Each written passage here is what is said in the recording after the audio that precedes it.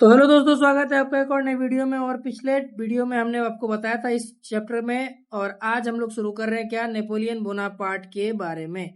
तो सबसे पहले हम इसका परिचय जानते हैं। तो जैसा कि आप जानते हैं कि 1789 में फ्रांसीसी क्रांति शुरू हुई थी, और इसके बाद पूरे फ्रांस में, यानी कि पूरे फ्रांस में क्या हुआ था कि राजनीति में अस्थिरता और अराजकता फैल गई थी।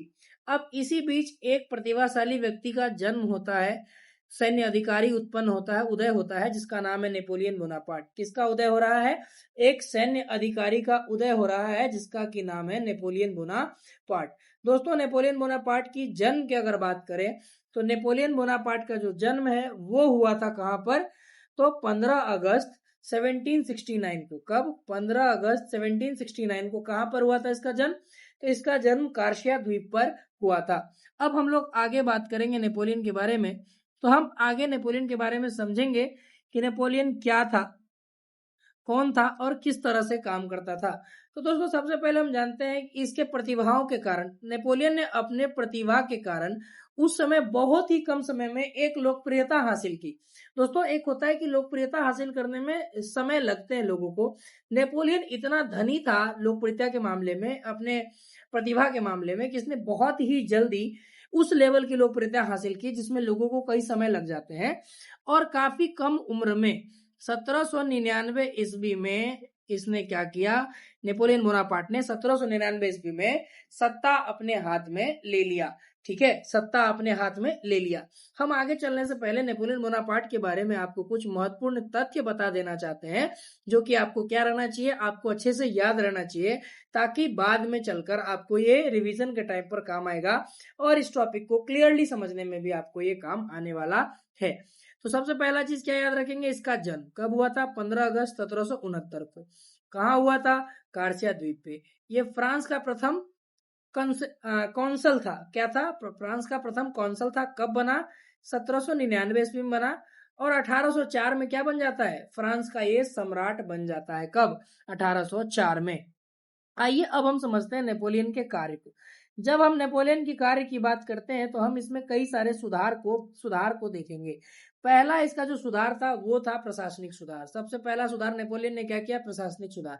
पूरे देश में एक प्रशासन लागू किया। क्या बोला कि पूरे देश में क्या लागू हो जाएगा? एक प्रशासन लागू हो जाएगा। पहला बात ये कर दिया। सरकारी व्यवस्था को क्या किया? सरकारी व्यवस्था को भैया मजबूत कर दिया इसने। क्या किया? सरकारी व्यवस्था को काफी हद तक मजबूत किया। अधिकारियों की जो नियुक्ति होने लगी ना, वो किस आधार पर होने लगा? योग्यता के आधार पर। अब राजा महाराजा के टाइम में हम आपको बताए थे कि अगर कोई राजा है, वो किसी की नियुक्ति करता था अपने परिचय के आधार पर। किसके आधार पर? अपने परिचय के आधार पर। लेकिन नेपोलियन किसके आधार पर कर रहा है? नेपोलियन उसके योग्यता के आधार पर। अब क्या हो रहा है? नेपोलियन के टाइम में किसके आधार पर अधिकारियों की नियुक्ति हो रही है? योग्यता के आधार पर। अब हम आगे बात करेंगे तो नेपोलियन का अगला सुधार माना जाता है शिक्षा में सुधार। तो जब शिक्षा में सुधार की बात नेपोलियन की करेंगे, इसने क्या किया? कई सारे सरकारी स्कूलों की स्थापना की। पहला बात, सरकारी स्कूलों की स्थापना। और तकनीकी एवं सैन्य शिक्षा को बढ़ावा दिया। लोगों को दो चीजें पढ़ने के लिए इसने आगे बढ़ने के लिए कहा। एक तो पहला बात की टेक्नोलॉजी के बारे में, और दूसरा चीज की सैन्य शिक्षा के बारे में, कि आप सैनिक कैसे बनेंगे, क्या करेंगे, नहीं करेंगे, इसके बारे में इसने सबसे पहले सुधार लाना शुरू किया। अगला सुधार है इसका आर्थिक सुधार। आर्थिक सुधार में आप जानते ही हो कि समाज 3 वर्गों में बटा था। जो 2 वर्ग था वो क्या नहीं देता था? पहला वर्ग और दूसरा वर्ग टैक्स नहीं देता था। क्या नहीं देता था? तो भैया टैक्स नहीं देता था। तीसरा वर्ग अकेला टैक्स देता था। तीसरा वर्ग क्या करता था? अकेला टैक्स देता था। इसने कहा कि नहीं, हम एक समान कर लाएंगे। क्या लाएंगे? हम समान कर की व्यवस्था लाएंगे। ये जो 3 वर्ग है, इन तीनों वर्ग को हम खत्म कर रहे हैं। तीनों वर्ग एक हैं, सभी एक जैसे होंगे, तो सभी को क्या देना पड़ेगा? कर देना पड़ेगा। इसने व्यापार को प्रोत्साहन देना शुरू किया पूरे यूरोप में, कि अगर आप व्यापारी हैं तो आपको राजा से सपोर्ट मिलेगा। बैंकिंग व्यवस्था को मजबूत बनाया ताकि लोगों को व्यापार करने के लिए क्या मिल सके? लोगों को व्यापार करने के लिए लोन वगैरह की दिक्कत ना हो, लोग व्यापार अच्छे से कर पाए। इसने इतनी सारी व्यवस्थाएं शुरू की। आगे जब हम इसके सुधार की बात करते हैं तो अब इसने सुधार के तौर पर एक नई चीज लाई, जिसका नाम रखा गया नेपोलियन संहिता, नेपोलियन कोड। क्या रखा गया? Napoleon code. ये नेपोलियन कोड आया था 1804 में। ये नेपोलियन कोड कब आया था? ये नेपोलियन कोड आया था 1804 में। इसे नेपोलियन संहिता के नाम से जानते हैं और इसे हम लोग सिविल कोड ऑफ 1804 भी कहते हैं। क्या? सिविल कोड ऑफ 1804, इसको क्या बोलते हैं? हम सिविल कोड ऑफ 1804 के नाम से भी जानते हैं। यह विश्व में सबसे महत्वपूर्ण कानूनों में से एक माना गया। इसको क्या माना गया? विश्व के कानूनों में। अब कानून तो कई सारे हैं, लेकिन इसको सबसे महत्वपूर्ण माना जाने लगा विश्व के मामले में नेपोलियन संहिता को। ठीक है, अब हम बात करते हैं इस कानून के मुख्य विशेषताओं के बारे में। अब पहली विशेषता यह है कि इसमें कानून के समक्ष में सभी कैसे हैं? तो इसमें कानून के समक्ष सभी एक समान है। ठीक है, सबको बराबर की दृष्टि दी गई है। सामंतवाद की इसने समाप्ति कर दी। अब आपको बताए थे ना कि एक पादरी वर्ग है, एक कुलीन वर्ग है और एक आम आदमी का वर्ग था। जो कुलीन वर्ग है ना, इसमें सामंतवाद था। क्या था? इसमें सामंतवाद था। सामंतवाद का मतलब क्या? इसमें जमींदार लोग आते थे जिनके पास बहुत सारी क्या हुआ करती थी, जिसके पास बहुत सारी जमीनें हुआ करती थी, उसको हम लोग क्या बोलते थे? उसको हम लोग बोलते हैं सामंत। तो सामंतवाद की इसने क्या कर दी? समाप्ति कर दी। इसने कहा कि भैया अभी सब जो है नहीं चलेगा, हम इसको समाप्त कर रहे हैं। लोगों की निजी संपत्तियों को इसने सुरक्षा देना शुरू किया, सुरक्षा प्रदान शुरू किया और एक चीज लाया कि सबको समान व्यवस्था मिलेगा, कर व्यवस्था मिलेगा। और ये जो समान कर आया ना, यानी कि सभी लोग जो टैक्स देंगे ना, इससे एक न्यायपूर्ण चीज बन गई। अब सबके साथ क्या हो रहा है? न्याय हो रहा है, किसी के साथ भेदभाव नहीं हो रहा है। सबके साथ क्या हो रहा है? तो भैया सबके साथ हो रहा है न्याय। ठीक है, अब लोगों को इसने कहा कि ठीक है, अब आपको हम धार्मिक स्वतंत्रता भी देंगे। क्या देंगे? हम आपको धार्मिक स्वतंत्रता भी देंगे। अब आपको भैया हिंदू धर्म में रहना है, आप रह लो। मुसलमान धर्म में रहना है, आप रह लो। क्रिश्चियन में रहना है, आप रह लो। सिख में रहना है, आप उसमें भी रह लो। अब हम यूरोप की बात कर रहे हैं तो वहां क्रिश्चियनिटी ज्यादा होगी, तो ज्यादातर लोग किसमें होंगे? क्रिश्चियन में होंगे। तो आपको जिस धर्म में आपको लगता है कि हमें रहना चाहिए, आप उस धर्म में रह जाइए। अब हम बात करेंगे नेपोलियन संहिता के महत्व के बारे में। ये आपके एग्जाम में पूछा जाता है। तो पहला महत्व था कि समान कानून लागू किया। दूसरा, एक मॉडर्न न्याय व्यवस्था का शुरुआत किया इसने कि सबके साथ क्या होगा? न्याय होगा। सामंतवाद कमजोर हो गया। ऊपर हम आपको बताया कि इसने सामंतवाद को खत्म ही कर दिया। और जब ये सब चीज हुआ तो लोगों के मन में राष्ट्रवाद की भावना भी उत्पन्न होने लगी कि भैया अब जो है हमको आजादी तो चाहिए, हमको तो अपना देश एकदम प्यारा है, हमको चाहिए ही चाहिए। अब हम लोग बात करेंगे नेपोलियन के विजय अभियान के बारे में। दोस्तों बहुत सारी लड़ाइयां इसने लड़ी नेपोलियन ने और इसको विजय भी मिला। उसको हम लोग विजय अभियान के नाम से जानते हैं। कई सारे यूरोप के देशों पर नेपोलियन ने क्या किया? तो नेपोलियन ने विजय प्राप्त कर लिया। क्या कर लिया भैया? तो नेपोलियन ने विजय प्राप्त कर लिया। इटली, जर्मनी, नीदरलैंड आदि क्षेत्रों में इसने अपने सुधार लागू किए, यानी कि सिविल कोड जो इसने लाया था, जो नेपोलियन संहिता है, उसको इसने लागू कर दिया। शुरुआत में तो लोगों ने बहुत स्वागत किया। शुरुआत में क्या हुआ? लोगों ने बहुत स्वागत किया कि ठीक है भैया, कुछ चेंजेस हो रहे हैं, कुछ क्या हो रहे हैं, कुछ बदलाव हो रहे हैं, तो हम इसका सपोर्ट कर रहे हैं। क्या कर रहा है? पब्लिक सपोर्ट कर रहा है। लेकिन आगे चल करके पब्लिक ने इस सपोर्ट बंद कर दिया। क्यों बंद कर दिया? क्योंकि नेपोलियन ने सैन्य नियंत्रण को बढ़ावा दे दिया। ठीक है, और भारी कर लगा दिया। अब कर तो सभी लोग दे रहे हैं, लेकिन इसने क्या किया? इसने एकदम हाई लेवल का टैक्स डाल दिया। क्या डाल दिया? एकदम हाई लेवल का टैक्स इसने लगा दिया और पूरे शहर पर सैन्य नियंत्रण कर दिया। अब ये जो पूरे शहर पर सैन्य नियंत्रण हुआ है ना, अब ये लोगों को पसंद नहीं आ रहा है, जिस वजह से लोगों ने क्या किया? इसका आगे चल करके विरोध भी शुरू कर दिया। अब जाहिर सी बात है ना, आप अच्छे से समझते हो कि जब किसी का विरोध शुरू होता है तो उसका पतन भी शुरू हो जाता है।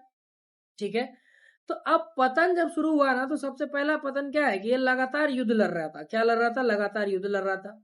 तो लगातार आप युद्ध लड़ेंगे तो आपका सबसे पहले तो पैसा खर्चा हो रहा है, आपका जो मैन पावर है वो भी धीरे धीरे डाउन हो रहा है। आदमी मर भी तो रहे ना युद्ध में, तो आपका मैन पावर डाउन होगा।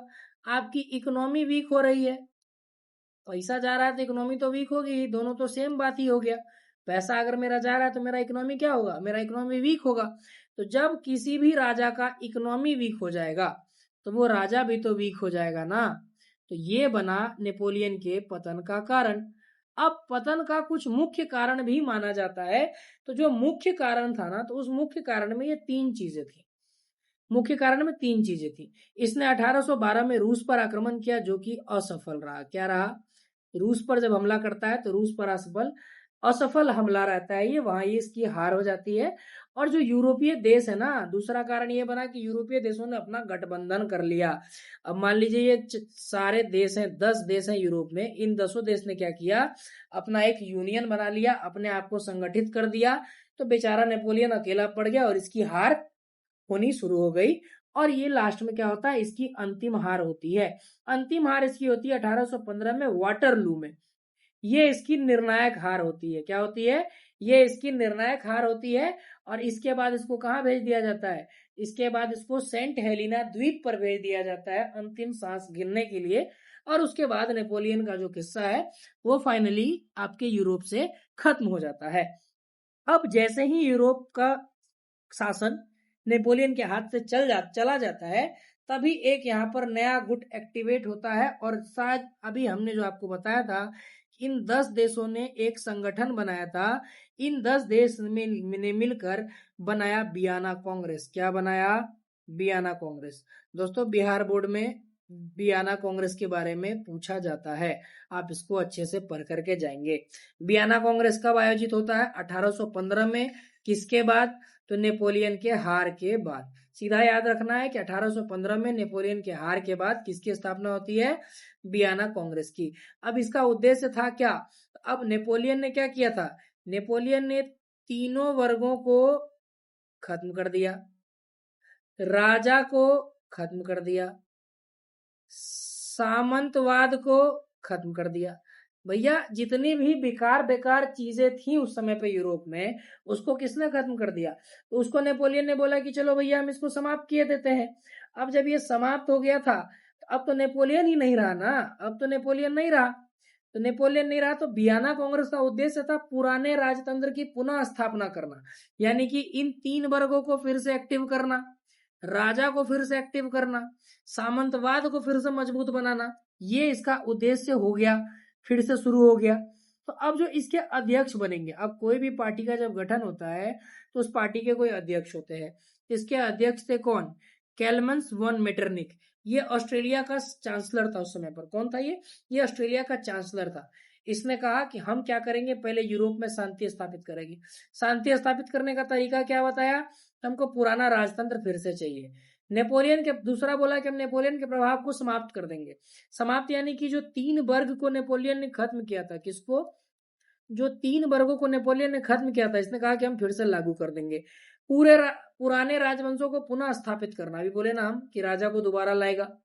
और शक्ति संतुलन बनाए रखना, इसने कहा कि हम शक्ति संतुलन बनाए रखेंगे। जैसे पादरी वर्ग वाले लोग हैं उसकी शक्ति, कुलीन वर्ग वाले लोग हैं उसकी शक्ति, और आम जनता के साथ जो भेदभाव हो रहा है उस शक्ति को हम क्या करेंगे, उस शक्ति को हम मेंटेन करके रखेंगे, हम उसको खत्म नहीं होने देंगे। तो अब परिणाम क्या हुआ? परिणाम ये निकला कि फ्रांस की सीमाएं घटा दी गई। नेपोलियन ने जो जीत अर्जित की थी ना, अब फ्रांस अगर मान लीजिए पहले इतना सा था, तो नेपोलियन ने इसको बढ़ाकर इतना सा किया था, बड़ा कर दिया। इसकी शक्ति को फिर से क्या कर दिया गया?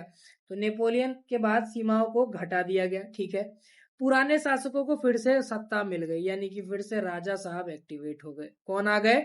फिर से राजा एक्टिवेट हो गए। जो आंदोलन चल रहे थे, राष्ट्रवादी आंदोलन, उसको दबाने का प्रयास किया गया, मतलब दबा भी गया।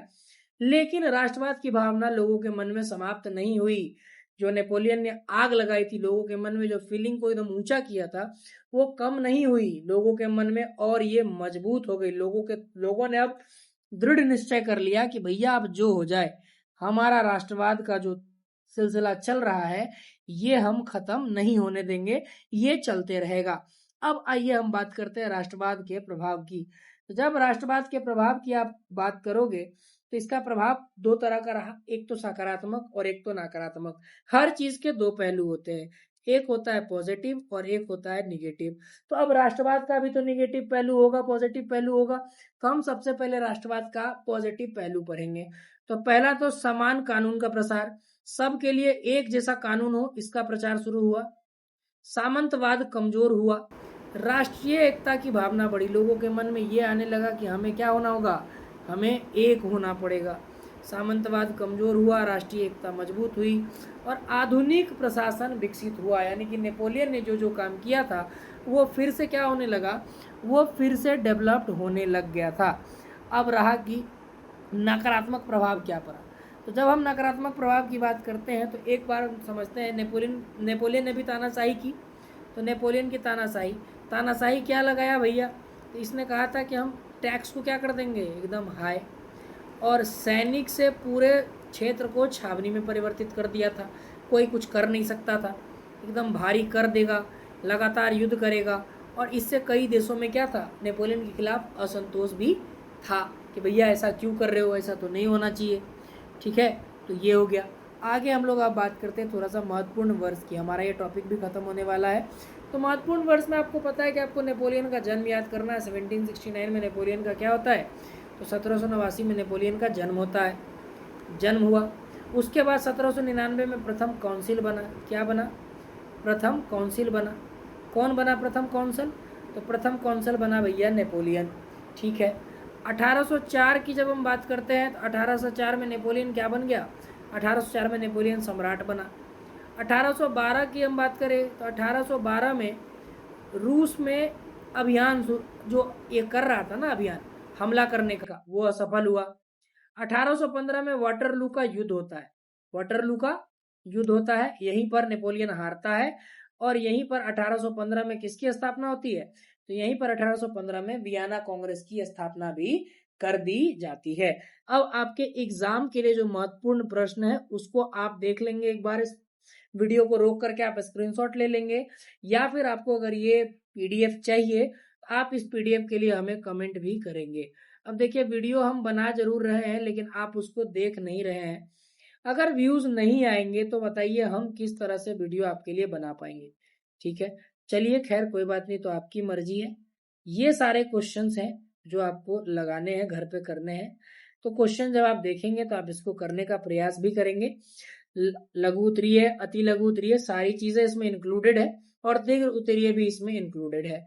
एग्जाम बूस्टर के तौर पर जो याद रखने वाली चीजें हैं, तो आप 1804 में नेपोलियन संहिता याद रखोगे। आप क्या याद रखोगे, आप नेपोलियन की संहिता याद रखोगे। बियाना कांग्रेस कब आया, तो भैया बियाना आया 1815 में। वाटरलू का युद्ध कब हुआ, तो भैया वाटरलू का युद्ध हुआ था कब, 1815 में। ठीक है, वाटरलू का युद्ध कब हुआ, 1815 में। अब रिवीजन के तौर पर आप इसको एक बार देख लेंगे कि नेपोलियन का जन्म, वही चीज है। हम इसको ज्यादा कंटिन्यू करेंगे नहीं करेंगे क्योंकि वीडियो क्या हो जाएगा, बहुत ज्यादा लेंदी हो जाएगा। अब हम पढ़ेंगे उदारवाद यानी कि लिबरलिज्म। अब हम लोग क्या पढ़ेंगे, तो हम लोग पढ़ेंगे उदारवाद, लिबरलिज्म। क्या है ये, लिबरलिज्म।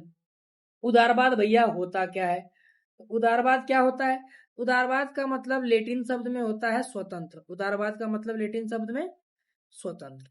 क्या होता है उदारवाद का मतलब, स्वतंत्र होता है। ठीक है, किस भाषा से लिया गया, तो भैया ये लेटिन भाषा से लिया गया। किस भाषा से लिया गया उदारवाद, ये लेटिन भाषा से लिया गया। लीबर का मतलब, उदारवाद शब्द लेटिन भाषा के लीबर शब्द से बनता है जिसका मतलब है स्वतंत्र। लीबर शब्द से बनता है, किस शब्द से बनता है, लीबर शब्द से, और लीबर का मतलब क्या है, स्वतंत्र। आइए, 19वीं शताब्दी में यूरोप में जो चीजें चल रही थी ना, उसमें शिक्षित वर्ग जो है ना, उसने क्या किया था, उदारवाद का समर्थन किया। किसने, शिक्षित वर्ग ने। अब पढ़ा लिखा लोग अगर होगा वही तो अच्छी चीजों का समर्थन करेगा। तो ये पढ़े लिखे लोगों ने क्या शुरू किया, उदारवाद का समर्थन शुरू किया। उनका मानना था कि लोगों को क्या मिलना चाहिए, तो उनका मानना था कि लोगों को स्वतंत्रता मिलनी चाहिए, समान अधिकार और प्रतिनिधि सरकार मिलनी चाहिए।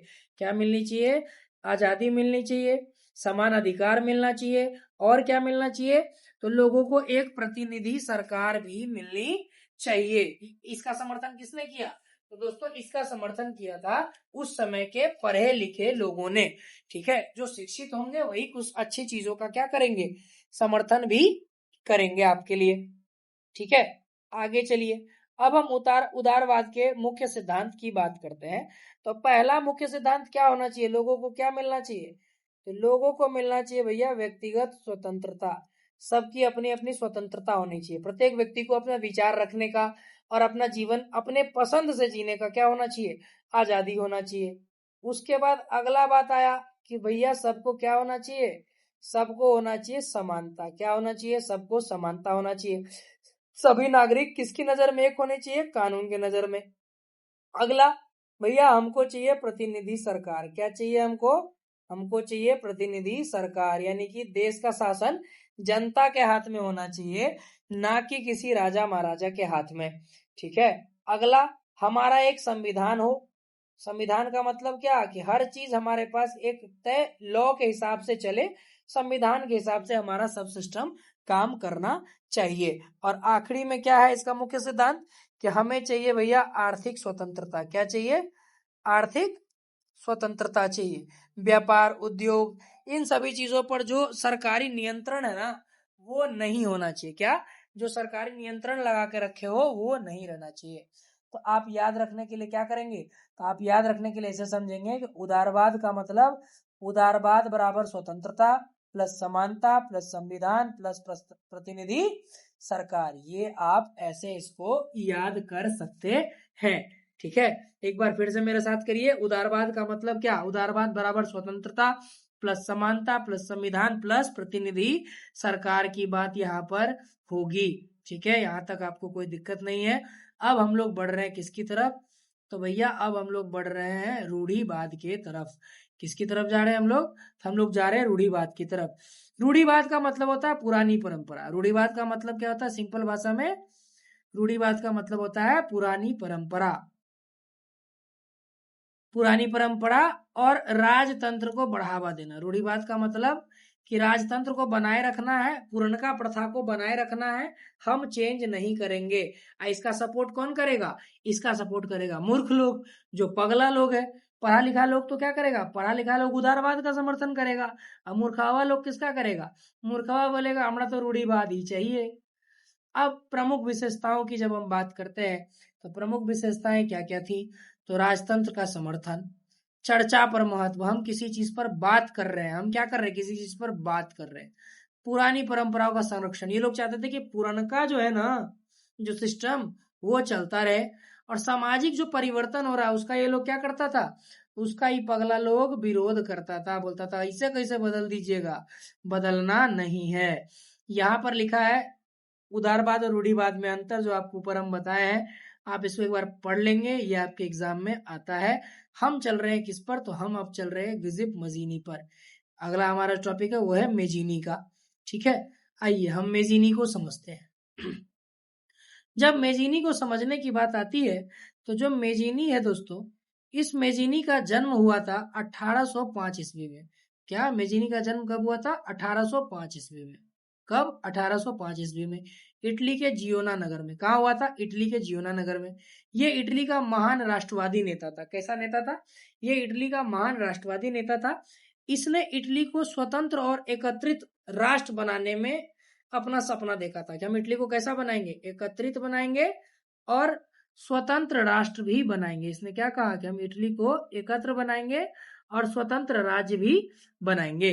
आइए अब हम समझते हैं इटली का अंदर इटली के अंदर मेजीनी का योगदान। तो जब इटली के अंदर मेजीनी का योगदान की बात चलती है ना, तो सबसे पहले आता है यंग इटली संगठन। यंग इटली संगठन, इस संगठन की स्थापना किसने की?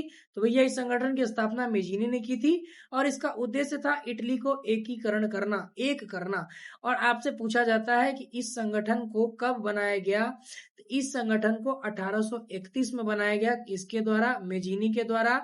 और इस संगठन का क्या काम था? उद्देश्य था इटली को एक करना। दूसरा काम इसने क्या किया? इसने राष्ट्रवाद का प्रचार किया। क्या किया? राष्ट्रवाद का प्रचार किया। आम जनता तक राष्ट्रवाद की भावना को इसने पहुंचाया। इसने अगला चीज क्या किया? इसने अगला चीज कहा कि हम लोकतंत्र का क्या कर रहे हैं? हम कर रहे हैं लोकतंत्र का समर्थन। क्या होगा? लोकतंत्र का हम करेंगे समर्थन। तो जब आप लोकतंत्र का समर्थन करेंगे तो फिर आप तो पुरानी परंपराओं के खिलाफ ही जाएंगे। जी भैया। अब महत्वपूर्ण परीक्षा में जो पूछा जाता है, तो पहला सवाल तो ये पूछा जाता है आपके परीक्षा में कि मेजीनी कौन था? क्या? मेजीनी कौन थे?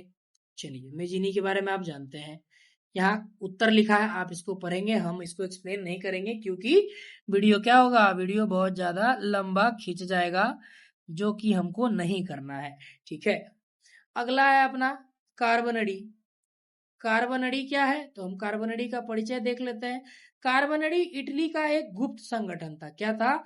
इटली का एक गुप्त संगठन था जो चुपचाप काम करता था, जिसके बारे में किसी को कोई आइडिया नहीं है ये कहाँ है, नहीं है।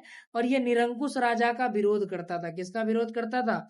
ये निरंकुश राजा का विरोध करता था।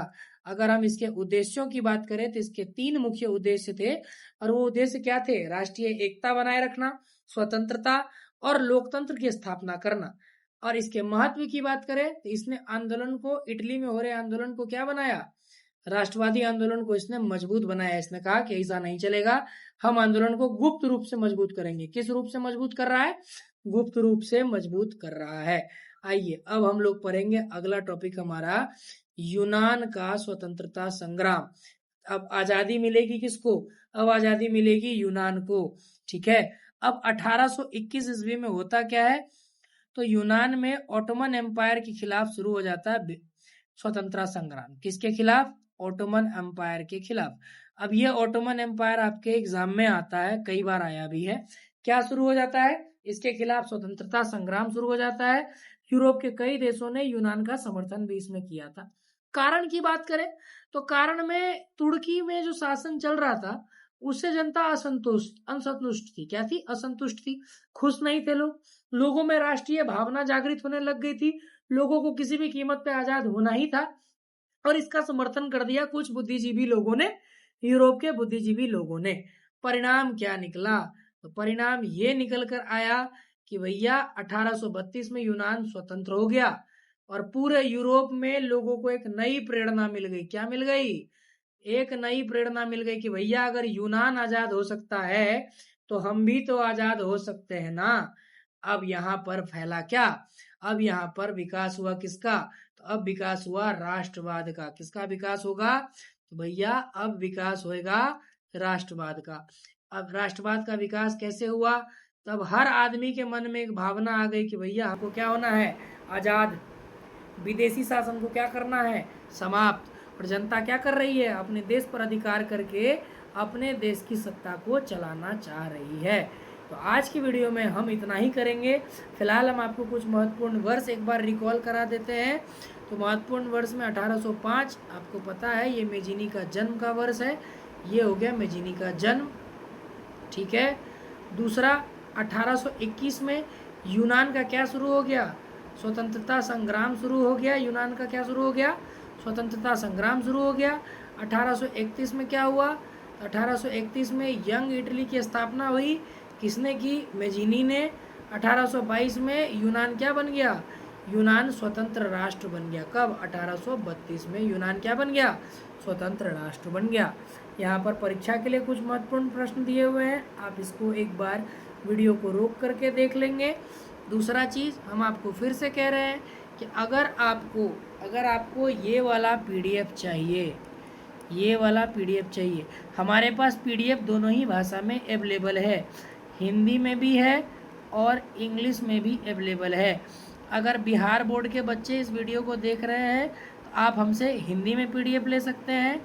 अगर सीबीएसई वाले बच्चे इस वीडियो को देख रहे हैं तो आप हमसे इंग्लिश में पीडीएफ ले सकते हैं। हमारे पास दोनों ही भाषा में पीडीएफ अवेलेबल है। आपको करना क्या होगा पीडीएफ के लिए? तो आपको पीडीएफ के लिए हमें क्या करना पड़ेगा? आपको पीडीएफ के लिए हमें करना पड़ेगा कमेंट। क्या करना पड़ेगा? कमेंट। आइए कुछ एमसीक्यू की प्रैक्टिस कर ले वीडियो को ख़त्म करने से पहले। चलिए, यंग इटली की स्थापना किसने की? भैया मेजिनी ने। उदारवाद शब्द किस भाषा से बना है? उदारवाद बना है लैटिन से। उदारवाद किससे बना? लैटिन से। यूनान स्वतंत्रता संग्राम कब शुरू हुआ? तो यूनान का स्वतंत्रता संग्राम भैया शुरू हुआ 1821 में। अब एग्ज़ाम बूस्टर भी एक बार देख लीजिए। मेजिनी बराबर आपको क्या याद रखना है? मेजिनी बराबर आपको याद रखना है क्या? Young Italy 1831। ग्रीस 1821 में क्या शुरू होता है? संघर्ष। 1832 में इसको स्वतंत्रता मिल गई। यूनान यही है।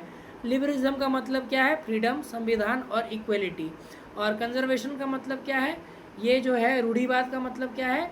राजा, पुरानी प्रथा, ओल्ड सिस्टम आपको चाहिए। ठीक है, रिवीजन आप एक बार देख लेंगे।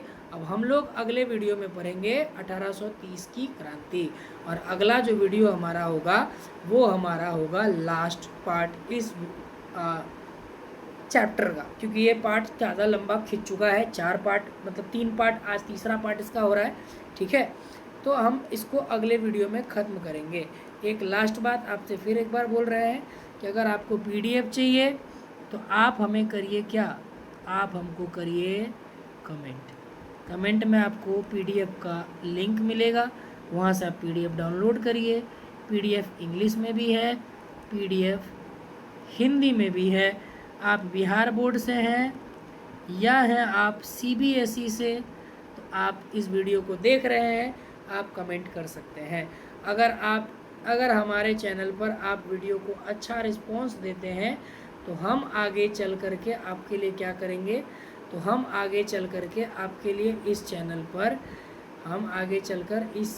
पर साइंस मैथ्स की भी क्लासेस लाएंगे। आपकी पूरी जो क्लास 10th की प्रिपरेशन है वो आपको यहाँ पर बिल्कुल फ्री ऑफ कॉस्ट कराया जाएगा।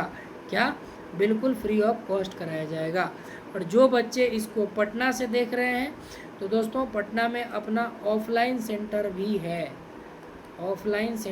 है, जिसका नाम है शिक्षा सारथी कोचिंग सेंटर। वीडियो के डिस्क्रिप्शन में आपको इसका एड्रेस मिल जाएगा। ऐसे हम आपको इसका एड्रेस मोटा मोटा बता देते हैं। हमारा जो एड्रेस है वो है खेमनी चौक।